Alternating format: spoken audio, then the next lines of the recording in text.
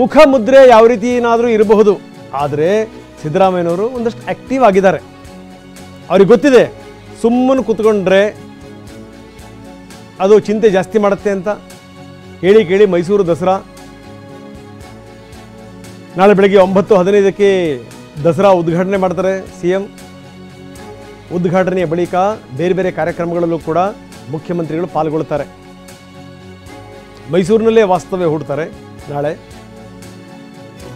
ಅದಾದಮೇಲೆ ರಾಯಚೂರಿಗೆ ಹೋಗ್ತಾರೆ CM. ರಾಯಚೂರಿನಲ್ಲಿ ಬೇರೆ ಬೇರೆ ಕಾರ್ಯಕ್ರಮಗಳಲ್ಲಿ ಮುಖ್ಯಮಂತ್ರಿಗಳು ಪಾಲ್ಗೊಳ್ಳುತ್ತಾರೆ. ಮೈಸೂರಿನಿಂದ ನೇರವಾಗಿ ರಾಯಚೂರಿಗೆ ಹೋಗ್ತಾರೆ. ಮುಖ್ಯಮಂತ್ರಿಗಳನ್ನ ಇತ್ತೀಚಿನ ದಿನಗಳಲ್ಲಿ ನೋಡ್ತಾ ಇದ್ದೀವಿ, ಪದೇ ಪದೇ ಮೈಸೂರಿಗೆ ಹೋಗ್ತಾ ಇದ್ದಾರೆ, ಬೇರೆ ಬೇರೆ ಕಾರ್ಯಕ್ರಮಗಳಲ್ಲೂ ಕೂಡ ಪಾಲ್ಗೊಳ್ತಾ ಇದ್ದಾರೆ. ಸೊ ನಾಯಕತ್ವ ಅಂದರೆ ಹಾಗೇನೇ ಏನೇ ಇರ್ಬೋದು, ಅದನ್ನು ತೋರಿಸ್ಕೊಳ್ಳೋಂಗಿಲ್ಲ. ಆದರೆ ತೋರಿಸ್ಕೊಳ್ಳೋದಂಗೆ ಇರೋಕ್ಕೂ ಕೂಡ ಸಾಧ್ಯ ಇಲ್ಲ.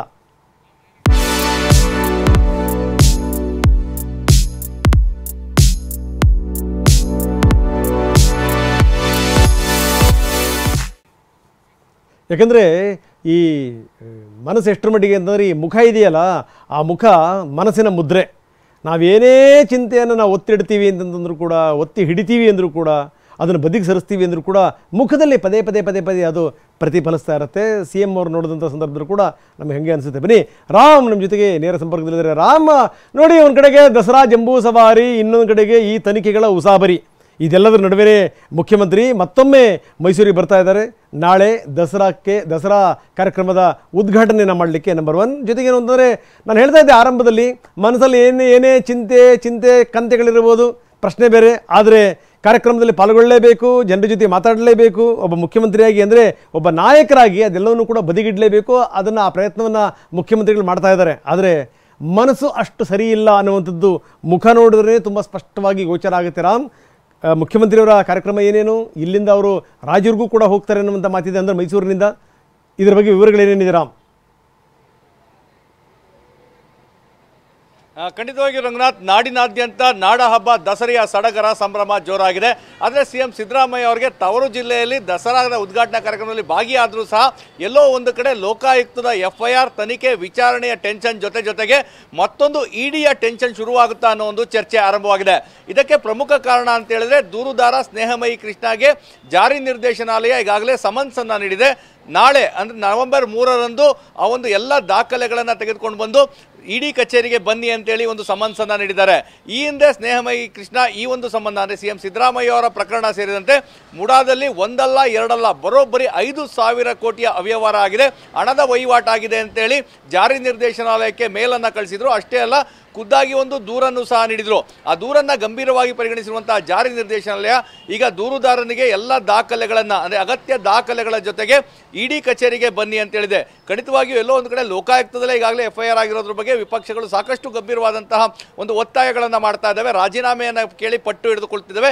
ಇನ್ನು ಜಾರಿ ನಿರ್ದೇಶನಾಲಯದಲ್ಲೂ ಸಹ ಈ ರೀತಿಯಾದಂಥ ಪ್ರಕರಣ ದಾಖಲಾದರೆ ಖಂಡಿತವಾಗಿಯೂ ದಸರೆಯ ಸಡಗರ ಸಂಭ್ರಮದಲ್ಲಿರುವಂತಹ ಸಿದ್ದರಾಮಯ್ಯ ಅವರಿಗೆ ಮತ್ತೊಂದು ಕಂಟಕ ಎದುರಾಗೋದ್ರಲ್ಲಿ ಯಾವುದೇ ಅನುಮಾನಗಳಿಲ್ಲ. ಯಾಕಂದರೆ ಹೇಳಿ ಮುಡಾದಲ್ಲಿ ಸಾಕಷ್ಟು ಅವ್ಯವಹಾರಗಳಾಗಿದೆ. ಖುದ್ದು ದೂರುದಾರ ಸ್ನೇಹಮಯಿ ಕೃಷ್ಣ ಸೇರಿದಂತೆ ಎಲ್ಲರೂ ಸಹ ಅದೇ ಹೇಳ್ತಾ ಇರುವಂಥದ್ದು. ಸಿದ್ದರಾಮಯ್ಯ ಅವರ ಪ್ರಕರಣ ಒಂದು ಸ್ಯಾಂಪಲ್ ಮಾತ್ರ. ಆದರೆ ಇಲ್ಲಿರುವಂತಹ ಸ್ಥಳೀಯ ಜನಪ್ರತಿನಿಧಿಗಳಿರ್ಬೋದು, ಅಧಿಕಾರಿಗಳಿರ್ಬೋದು, ಪ್ರಭಾವಿಗಳಿರ್ಬೋದು, 5,000 ಕೋಟಿಗೂ ಹೆಚ್ಚು ಅವ್ಯವಹಾರಗಳನ್ನು, ಹಣದ ಒಂದು ವಹಿವಾಟನ್ನು ಈ ಒಂದು ಮುಡಾದಲ್ಲಿ ಮಾಡಿದರೆ ಅವೆಲ್ಲವೂ ತನಿಖೆಗೆ ಬರಬೇಕು ಅಂದರೆ ಲೋಕಾಯುಕ್ತದಿಂದ ಮಾತ್ರ ಸಾಧ್ಯವಾಗಿಲ್ಲ. CBI ತನಿಖೆ ಆಗಬೇಕು, ED ತನಿಖೆ ಆಗಬೇಕು ಅಂತೇಳಿ ಒತ್ತಾಯಿಸ್ತಾ ಇದ್ರು. ಇದೀಗ ಮೊದಲ ಹೆಜ್ಜೆ ಅಂತ ಹೇಳಿದ್ರೆ, ಒಂದು ಕಡೆ ED ಒಂದು ದೂರುದಾರನಿಗೆ ಸಮನ್ಸ್ ನೀಡೋದ್ರಿಂದ ಮುಂದಿನ ದಿನಗಳಲ್ಲಿ ಖಂಡಿತವಾಗಿಯೂ ಈ ಪ್ರಕರಣವನ್ನು ಗಂಭೀರವಾಗಿ ಪರಿಗಣಿಸ್ತಾರೆ. ಮತ್ತು ತಾವು ಹೇಳಿದಂತೆ ಖಂಡಿತವಾಗಿಯೂ ಈ ಪ್ರಕರಣ ದಾಖಲಾದ ದಿನದಂದು ಸಹ CM ಸಿದ್ದರಾಮಯ್ಯ ಅವರು ಮೈಸೂರಿನಲ್ಲೇ ಇದ್ದರು. ಅವರ ಮುಖಭಾವದಲ್ಲಿ ಯಾವುದೇ ಏನು ಏರುಪೇರುಗಳನ್ನು ಕಂಡು ಬರದೇ ಇದ್ರು ಸಹ ಮನಸ್ಸಿನಲ್ಲಿ ಆ ತಳಮಳ ಎಲ್ಲೋ ಒಂದು ಕಡೆ ಇತ್ತು. ಇದೀಗ ಮತ್ತೆ ಇವತ್ತು ರಾತ್ರಿ ಮೈಸೂರಿಗೆ ಬರ್ತಾ ಇದ್ದಾರೆ. ನಾಳೆ ವಿಶ್ವವಿಖ್ಯಾತ ನಾಡ ಹಬ್ಬ ದಸರೆಯ ಉದ್ಘಾಟನಾ ಕಾರ್ಯಕ್ರಮದಲ್ಲಿ ಭಾಗವಹಿಸ್ತಾರೆ. ಅಷ್ಟೇ ಅಲ್ಲ, ಬೆಳಗಿನಿಂದ ಸಂಜೆವರೆಗೂ ಈ ದಸರೆಯ ವಿವಿಧ ಕಾರ್ಯಕ್ರಮದಲ್ಲಿ ಭಾಗವಹಿಸ್ತಾರೆ. ಇದಾದ ನಂತರ ರಾತ್ರಿ ಮೈಸೂರಿನಲ್ಲೇ ವಾಸ್ತವ್ಯವನ್ನು ನೋಡ್ತಾ ಇದ್ದಾರೆ.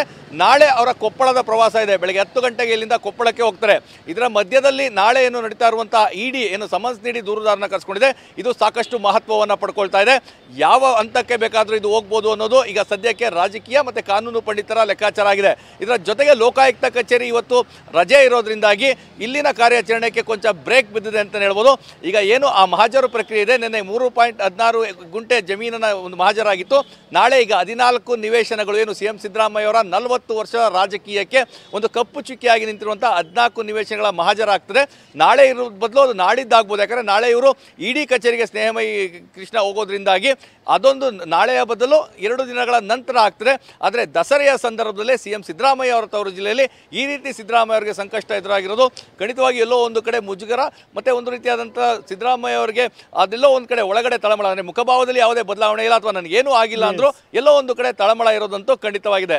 ರಂಗನಾಥ್. ಎಸ್ ರಾಮ್, ನೀವು ಹೇಳಿದ್ರಿ. ಜೊತೆಗೆ ನೋಡಿದ್ರೆ ಈ ಬಾರಿಯ ದಸರಾ ಭಾಳ ವಿಭಿನ್ನವಾಗಿರುತ್ತೆ. ಯಾಕಂದರೆ ಮುಖ್ಯಮಂತ್ರಿಯವರ ಮನಸ್ಸು ಸರಿ ಇಲ್ಲ. ಒಂದು ಕಡೆಗೆ ಕೆಸರಿಯ ಕೆಸರು ಅಂಟುಕೊಂಡಿದೆ, ಇನ್ನೊಂದು ಕಡೆಗೆ ಏನಂದ್ರೆ ಅವರು ದಸರೆಗೆ ಚಾಲನೆ ಕೊಡ್ತಾ ಇದ್ದಾರೆ. ನೋಡಿ ಎಷ್ಟು ಮಟ್ಟಿಗೆ ಅಂತಂದರೆ ಈಗ ಈ ಚಾಮುಂಡೇಶ್ವರಿ ಪ್ರಾಧಿಕಾರ ಉಳಿಯಬಹುದೇ ಇವರ ಅಧಿಕಾರ. ಗಮನಿಸಬೇಕಾದಂಥ ಸಂಗತಿ, ಮನುಷ್ಯನಿಗೆ ಯಾವ ಸಂದರ್ಭದಲ್ಲಿ ಏನು ಬೇಕಾದ್ರೂ ಆಗ್ಬೋದು. ಒಂದು ಕಡೆಗೆ ಜಂಬೂ ಸವಾರಿ ಮುಂದುವರಿಯುತ್ತಾ ಅಧಿಕಾರದ ಸವಾರಿ, ಹಲವಾರು ಪ್ರಶ್ನೆಗಳ ನಡುವೆ ಮುಖ್ಯಮಂತ್ರಿಗಳು ಮೈಸೂರಿಗೆ ಹೋಗ್ತಾ ಇದ್ದಾರೆ. ನೋಡೋಣ ಏನಾಗ್ಬೋದು ಅನ್ನುವಂಥದ್ದು.